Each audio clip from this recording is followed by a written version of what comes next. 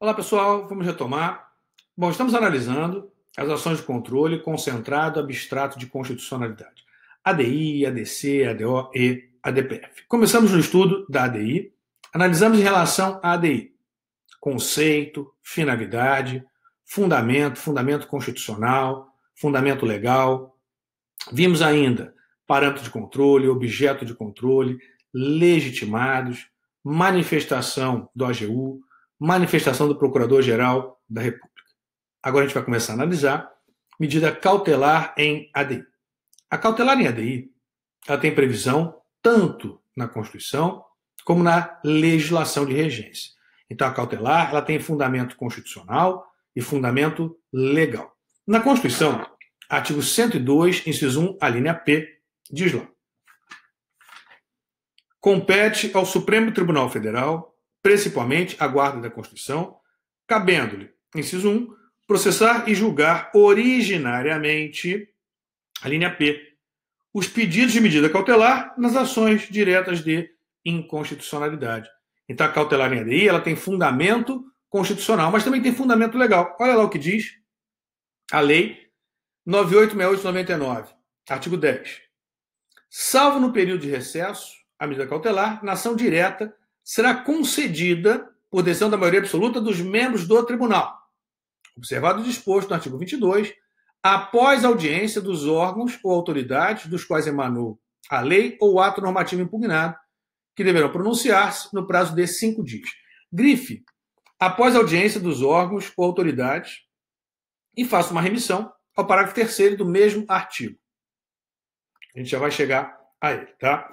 Então, a cautelar em ADI, ela deve ser concedida, em regra, por decisão do plenário do tribunal, exigindo para a concessão da medida maioria absoluta, 6 votos. Então, 6 votos, o número necessário, maioria absoluta, para se conceder cautelar em ADI. Mas muito cuidado com o artigo 22, que é o quórum de funcionamento. 8 ministros presentes para apreciar o pedido. Então, não confundir o número de votos necessários para a concessão da medida, 6 votos, maioria absoluta, com o número de membros presentes para que seja apreciado o pedido. Então, quórum para a apreciação do pedido, 8 ministros.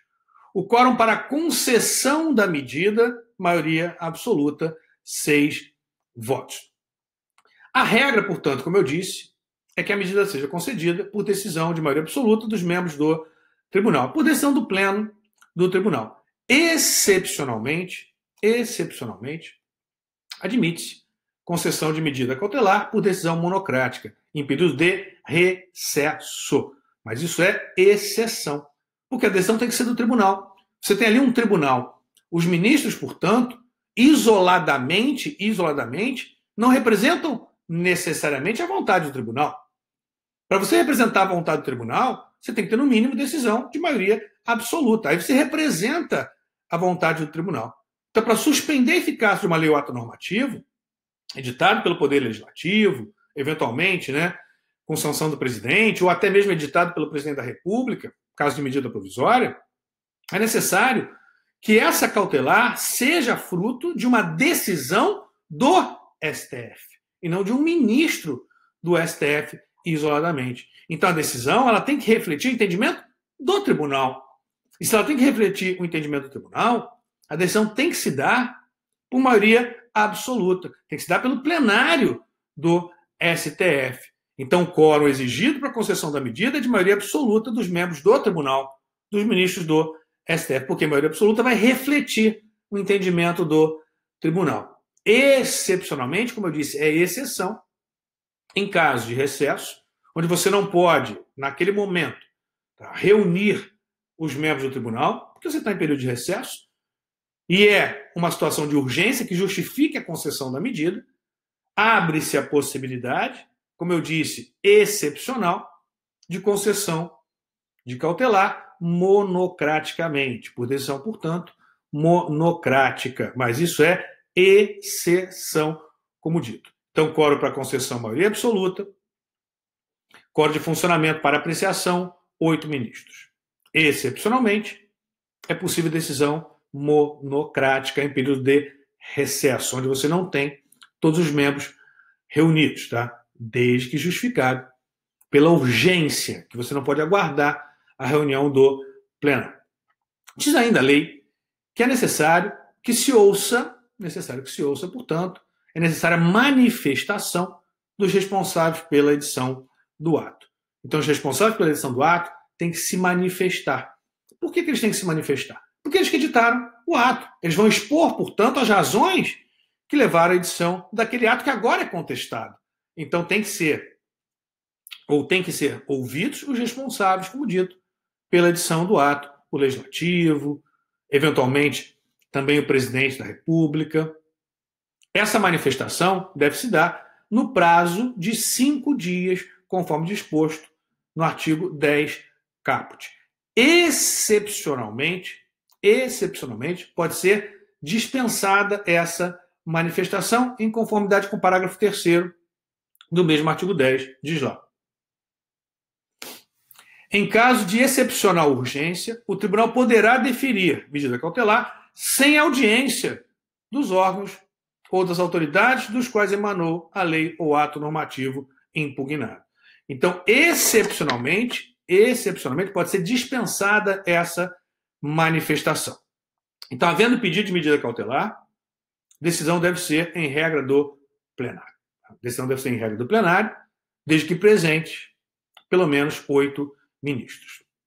Abre-se oportunidade para manifestação dos responsáveis pela edição do ato, da lei ou do ato normativo atacado, e, se o relator julgar indispensável, a contrário do senso, a manifestação é dispensável, então, se ele julgar indispensável, poderá ouvir ainda, no prazo de 3 dias, o AGU, Advogado-Geral da União, que tem a função de defensor legis, tem a função de defender a presunção de constitucionalidade do ato atacado. E também ouvir a manifestação do Procurador-Geral da República, cada qual no prazo de 3 dias. Procurador-Geral da República, ouvido como custos legis. Lembrando que o AGU defende a presunção de constitucionalidade. As exceções, nós já vimos, que ele pode deixar de defender essa presunção. Já o PGR, Procurador-Geral da República, ele é custos legis. Então, ele pode se manifestar tanto pela concessão da medida, ou seja, entendendo que o ato é inconstitucional e deve, portanto, ser concedida a medida suspendendo o ato, ou pela não concessão da medida. Ele pode se manifestar tanto pela constitucionalidade como pela inconstitucionalidade. Essa manifestação, ela vem prevista também na lei, parágrafo 1º do artigo 10, diz lá. O relator julgando indispensável, parágrafo 1º do 10, indispensável, ouvirá o Advogado-Geral da União e o Procurador-Geral da República no prazo de 3 dias. É ainda possível sustentação oral. É possível ainda sustentação oral, em conformidade com o parágrafo 2º, também do mesmo artigo 10. Diz lá. Parágrafo 2º. No julgamento do pedido de medida cautelar, será facultado sustentação oral aos representantes judiciais do requerente e das autoridades ou órgãos responsáveis pela edição do ato, na forma estabelecida no regimento do tribunal. Então, qual é o procedimento? O procedimento vem estabelecido no artigo 10, o procedimento, no artigo 10, parágrafo 1º, 2º e 3º. Então, revisando, olha o que diz lá. Salvo no período de recesso, a medida cautelar na ação direta de inconstitucionalidade, será concedida por decisão de maioria absoluta dos membros do tribunal, 6 votos. Quórum para concessão da medida. Observado o disposto no 22, ou seja, a presença de no mínimo 8 ministros, quórum para apreciação do pedido. Após audiência dos órgãos ou autoridades dos quais emanou a lei ou ato normativo impugnado, que deverão pronunciar-se no prazo de 5 dias. Parágrafo 1º. O relator julgando indispensável, então ele pode dispensar essa manifestação, ouvirá o AGU e o Procurador-Geral da República no prazo de 3 dias. Então, 5 para os responsáveis pela edição do ato e 3 dias para a AGU e 3 dias para o Procurador-Geral da República. Parágrafo 2º. No julgamento do pedido de medida cautelar, será facultada sustentação oral aos representantes judiciais do requerente e das autoridades ou órgãos responsáveis pela edição do ato na forma estabelecida no regimento. Parágrafo 3º. Em caso de excepcional urgência, o tribunal poderá deferir medida cautelar sem audiência dos órgãos ou das autoridades dos quais emanou a lei ou ato normativo impugnado. Veja que a ausência de manifestação dos responsáveis pela edição do ato, ela é excepcional. Então, a regra é que antes da concessão da medida, se ouça os responsáveis pela edição do ato. Pode haver essa dispensa? Sim, mas ela é excepcional. Importante ainda um destaque quanto ao procedimento, que diz respeito à possibilidade do tribunal converter o julgamento da medida cautelar em julgamento de mérito. Então, o tribunal pode converter, a pedido do relator, o julgamento da medida cautelar, do pedido de medida cautelar, em julgamento definitivo, em julgamento de mérito. Essa previsão se encontra no artigo 12, também da Lei 9868 de 99. E ela vai ter alguns detalhes importantes que vão diferenciar o julgamento do pedido cautelar, tá? Quando você tem essa conversão. Por exemplo, prazo. Tá? Julgamento cautelar, os responsáveis pela edição do ato, 5 dias. AGU e PGR, 3 dias. A gente vai ver que no mérito não. São 10 e 5 dias para cada um. Vai mudar os dias. Vimos ainda que no julgamento de cautelar pode ser dispensada a manifestação do AGU, do PGR, pode inclusive ser dispensada a oitiva dos responsáveis pela edição do ato. Se houver conversão do julgamento da medida cautelar em julgamento de mérito, você não pode dispensar manifestação do AGU, não pode dispensar manifestação do PGR e tampouco dispensar manifestação dos responsáveis pela edição do ato. Por quê? Porque não vai ser mais um julgamento cautelar. Tá? Você vai ter um julgamento definitivo. E se você tem um julgamento definitivo, vai ser necessário, obrigatoriamente, manifestação dos responsáveis pela edição do ato, manifestação do AGU e manifestação do Procurador-Geral da República. E os prazos também vão mudar. No julgamento cautelar, responsáveis pela edição do ato, 5 dias. AGU 3, PGR 3. Conversão do julgamento cautelar em julgamento de mérito, responsáveis pela edição do ato, 10 dias. AGU, 5 dias. E PGR, 5 dias.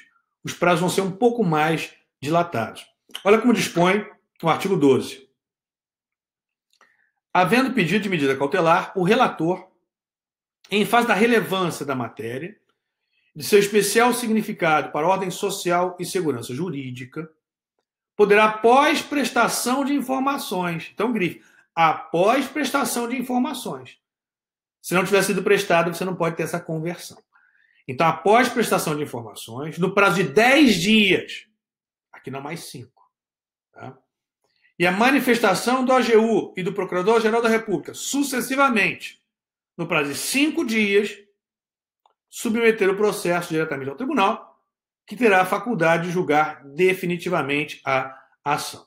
Então, existe essa possibilidade de se converter o julgamento da medida cautelar em julgamento de mérito. Tá? Então, é possível, estando a ação preparada para ser julgada, ou seja, já tendo havido a manifestação dos responsáveis pela edição do ato, tendo havido manifestação do AGU, tendo havido manifestação do Procurador-Geral da República, você pode ter a conversão do julgamento da medida cautelar em julgamento de mérito. Mas retomando, havendo pedido de medida cautelar, 6 votos para a concessão da medida. Quais os efeitos da medida cautelar ou da concessão da medida cautelar? Qual a finalidade da medida cautelar em ADI? A finalidade é suspender o ato que se entenda nesse juízo provisório, nesse juízo cautelar, contrário à Constituição. Então, se o tribunal entende, o tribunal, ou excepcionalmente, por decisão monocrática, mas regra, como nós vimos no tribunal. Então, se o tribunal entende, nesse juízo provisório, que o ato é inconstitucional, que o ato é incompatível com a Constituição, ele defere o pedido de medida cautelar, suspendendo a eficácia do ato, suspende a aplicação do ato. Mas suspende a aplicação do ato para quem? Suspende a aplicação do ato para todos. Nós estamos falando aqui de processo objetivo, onde você não tem parte autor e ré. Parte autora, sim. Você não tem aqui partes no processo. Parte autora eu tenho, mas não tenho parte ré. Tá? Então não há que se falar em processo subjetivo para que o efeito seja interparte. Então o processo é objetivo. Se o processo é objetivo, o efeito vai ser erga omnes. Então a decisão cautelar, ela vai ter efeito erga omnes, vai alcançar a todos, a exemplo do que ocorre na decisão de mérito. Então a cautelar, concedida por decisão de maioria absoluta do tribunal, terá efeito erga omnes, ou eficácia erga omnes, eficácia contra todos, efeitos gerais, que decorrem da própria natureza do processo, de ser processo objetivo, de ser uma ação abstrata, onde você não tem um conflito de interesse sendo debatido, onde você não tem um caso concreto submetido à apreciação. O que se tem aqui é o exame abstratamente considerado de compatibilidade de lei ou ato normativo em face da Constituição. Então, se o tribunal entende, ainda que em juízo cautelar, ainda que em juízo provisório, que o ato é incompatível com a Constituição e suspende, portanto, a sua aplicação, ele suspende a sua aplicação para todos. Não há que se falar, por óbvio, em efeito interparte. Então, o efeito é erga omnes. O efeito erga omnes é vinculante. Então, o efeito erga omnes é vinculante. Assim como as decisões de mérito. Quanto às decisões de mérito, você tem lá na Constituição, parágrafo 2º do artigo 102, dizendo: as decisões definitivas de mérito proferidas pelo Supremo Tribunal Federal nas ações diretas de inconstitucionalidade e nas ações declaratórias de constitucionalidade produzirão eficácia contra todos, que é a eficácia erga omnes, e o efeito vinculante, relativamente aos demais órgãos do Poder Judiciário e administração pública direta e indireta nas esferas federal, estadual e municipal. Então, a cautelar terá esse mesmo efeito erga omnes e efeito vinculante. Então, quanto aos efeitos pessoais, a cautelar tem os mesmos efeitos da decisão de mérito. Efeito erga omnes e efeito vinculante. Já o efeito temporal é distinto. O efeito temporal, na decisão de mérito, regra que o efeito seja ex tunc, retroativo.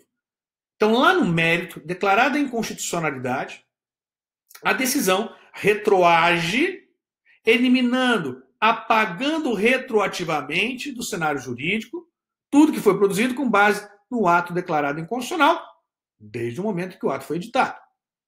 Portanto, o efeito da declaração de inconstitucionalidade, da decisão de mérito, efeito temporal, em regra, é ex tunc, retroativo. Já na medida cautelar, o efeito temporal será, em regra, ex nunc, dali para frente.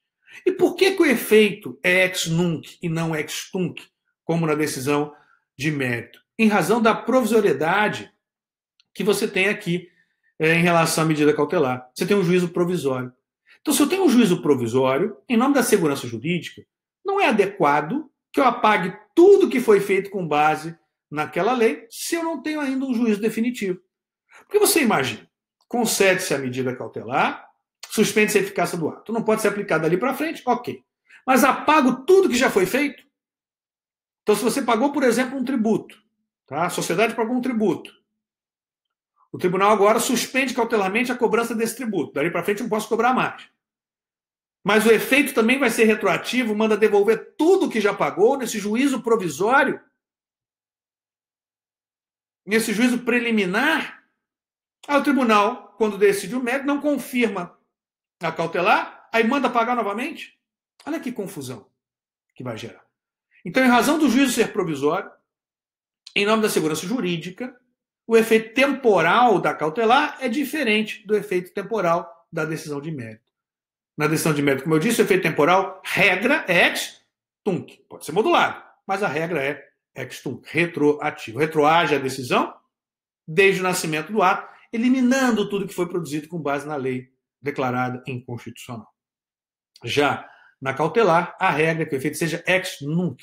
Suspende-se a eficácia do ato, suspende-se a eficácia da lei, que o tribunal entenda, nesse juízo provisório, ser inconstitucional, dali para frente. Não elimina o que foi produzido antes da concessão da medida.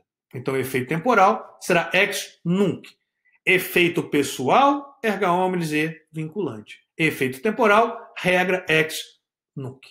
Mas assim como na decisão de mérito, o tribunal também pode modular os efeitos da decisão cautelar. Então, o tribunal, se entender que é necessário atribuir efeitos retroativos, ele pode fazê-lo. Como também pode, embora a lei não diga quanto a cautelar, estabelecer efeitos prospectivos quanto a cautelar. Então, por exemplo, eu tenho um pedido de cautelar hoje. O tribunal pode deferir o pedido, determinar a suspensão do ato, só que não a partir de hoje. Pode fixar um termo futuro.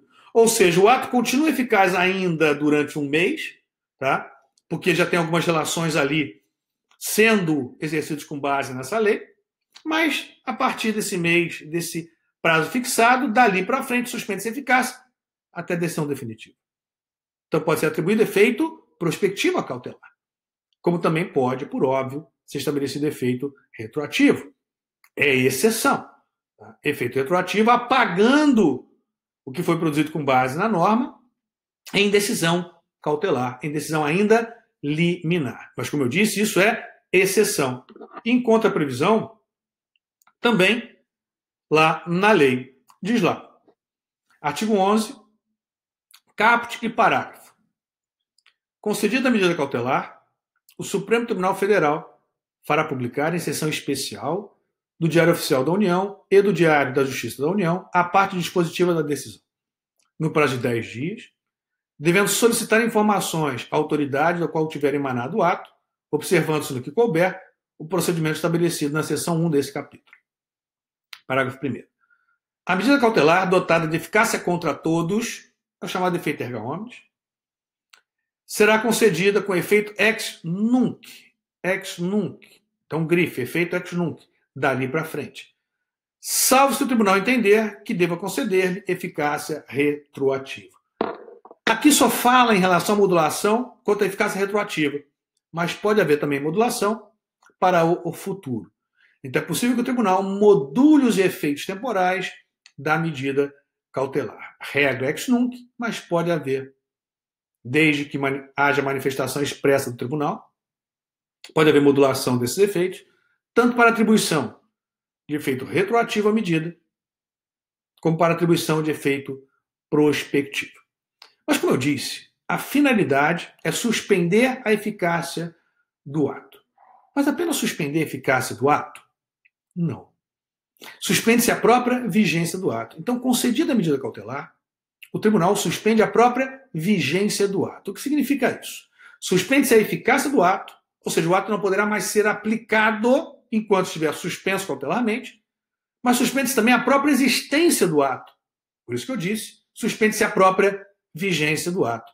Tanto é assim que, uma vez concedida a medida cautelar, suspendendo o ato atacado, lei anteriormente revogada pelo ato agora suspenso retoma a sua vigência, retoma o seu lugar no tempo e no espaço. É o chamado efeito repristinatório da decisão. Então, a cautelar, assim como a decisão de mérito, possui efeito repristinatório. Por exemplo, no mérito, tá? Decisão de mérito agora para você visualizar. Vamos imaginar que o tribunal entenda, decisão de mérito, que uma lei é inconstitucional em ADI. O tribunal declara essa lei inconstitucional. Declara essa lei inconstitucional, pronuncia a nulidade dessa lei. Portanto, diz que a lei é nula de pleno direito. Falando aqui da regra, tá? Não há exceção nesse caso. Então, declara a inconstitucionalidade, pronuncia a nulidade da lei. O tribunal diz que a lei é nula de pleno direito. Consequentemente, esse ato é eliminado do sistema jurídico retroativamente, desde o momento que ele foi editado, apagando-se todos os efeitos produzidos por esse ato em nosso sistema. Por exemplo, vamos imaginar que você tem uma lei de 90, revogada por uma lei de 92. A lei de 92 é declarada inconstitucional em ADI, decisão de mérito. O tribunal declara essa norma nula de pleno direito, apagando todos os efeitos jurídicos produzidos por essa lei, desde o momento que ela foi editada. Se eu apago todos os efeitos jurídicos, apago também o efeito revogador. Porque se ela é inconstitucional, ela não pode ou não poderia ter revogado um ato presumidamente constitucional. Logo, eu apago todos os efeitos jurídicos produzidos por esse ato declarado inconstitucional. E um dos efeitos jurídicos é o efeito revogador em relação à norma anterior, no caso, em relação à lei de 90. Então, a declaração de inconstitucionalidade da lei de 92, da norma revogadora, acarreta a retomada da vigência da primeira lei revogada. No nosso exemplo, a lei de 90. Então, ela retoma o seu lugar no tempo e no espaço em decorrência da declaração de inconstitucionalidade da norma revogadora, no exemplo, a lei de 90. Isso no mérito. Tá? Ou seja, a decisão de mérito possui efeito repristinatório. Mas cautelar também possui. Olha como a lei dispõe no parágrafo 2º, do artigo 11. A concessão de medida cautelar torna aplicável a legislação anterior a caso existente, salvo expressa manifestação em sentido contrário. Então, salvo expressa manifestação em sentido contrário. O efeito repristinatório da decisão de mérito e da decisão cautelar são automáticos. Tá? Quanto à decisão de mérito, não tem nem previsão, nem precisa, tá? Porque ele decorre da própria ideia de nulidade dos atos inconstitucionais. Mas quanto à cautelar, você tem previsão expressa. Mas é o mesmo efeito que você tem quando se declara, no mérito, a lei inconstitucional. Suspende a própria vigência do ato. Então, a decisão de mérito, que eu já antecipei para vocês, quando se declara o ato inconstitucional, nulo de pleno direito, a decisão tem efeito repristinatório. A decisão acarreta a retomada da vigência de ato anteriormente revogado pelo ato declarado inconstitucional. Esse efeito também se aplica às decisões cautelares.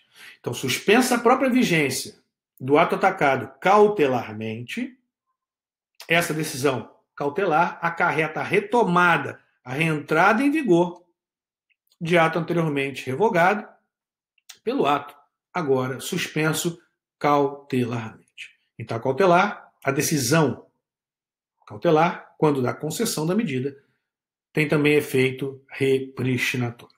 Logo, a gente pode afirmar que, embora a lei diga medida cautelar, a natureza jurídica é de verdadeira antecipação de tutela. Porque você está antecipando o que você iria obter ao final do processo, o que você iria obter no mérito. Ou seja, suspender a eficácia do ato para todos com efeito vinculante e ainda efeito repristinatório. Então, o próprio ministro Teori Zavascki, em livros sobre os efeitos das decisões no âmbito do controle abstrato, o saudoso ministro Teori Zavascki, falecido, já defendia isso. Que, embora a lei fale medida cautelar, você teria aqui verdadeira antecipação de tutela, porque você teria os mesmos efeitos que se obtém na decisão de mérito. Então, é bem importante destacar essa observação para vocês.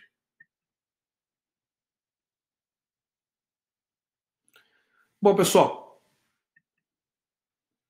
retomando, concluindo, portanto, cautelar em ADI, vou aqui concluir com vocês, resumir, a regra e as exceções. Então, regra é que a medida seja concedida por decisão de maioria absoluta do tribunal, 6 votos, estando presente para apreciação pelo menos 8 ministros. Necessário ainda que haja manifestação expressa quanto à hipótese de modulação dos efeitos temporais. Se não houver essa manifestação expressa, o efeito regra ex nunc, ou seja, efeito ex nunc ou prospectivo é exceção ou são exceções que devem estar previstas expressamente. Pode ainda, excepcionalmente, haver decisão monocrática. Isso tudo é exceção. Então, regra, decisão por maioria absoluta presente 8 ministros. Efeito erga omnes, efeito vinculante e efeito ex nunc. Ex nunc, essa é a regra. Excepcionalmente pode ter decisão monocrática e pode haver modulação dos efeitos temporais, mas, como eu disse, exceção. Decisão que tem ainda como regra efeito repristinatório, como nós explicamos, podendo excepcionalmente ser afastado o efeito repristinatório.